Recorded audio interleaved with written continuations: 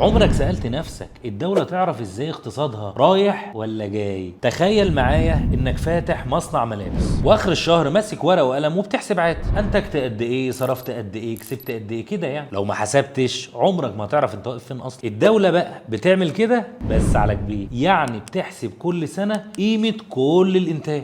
على سبيل المثال لو مصنع بينتج 1000 قطعة والقطعة ب1000، يعني كده قيمة إنتاج المصنع بكام؟ مليون. وهكذا زي المزارع والكافيهات والسياحة والخدمات، وكل دول بقى بيتجمعوا في رقم واحد اسمه الناتج المحلي الإجمالي أو GDP. الرقم ده بيورينا الاقتصاد طالع ولا نازل، عملتك قوية ولا ملهاش قيمة. ولو بصينا على أحدث بيانات البنك الدولي هتلاقي إن أمريكا ناتجها المحلي الإجمالي حوالي 29 تريليون دولار، في حين إن الصين 19 تريليون دولار. في حين بقى ان الناتج المحلي بتاع كل الدول العربيه مع بعض، مش بقول لك دوله ولا اتنين ولا تلاته، لا كلهم 3.7 تريليون دولار. يعني الجي دي بي يا جماعه مش مجرد رقم، ده عباره عن نبض الدوله. قول لي بقى دلوقتي، بلدك نبضها قوي ولا محتاجه جهاز تنفس صناعي؟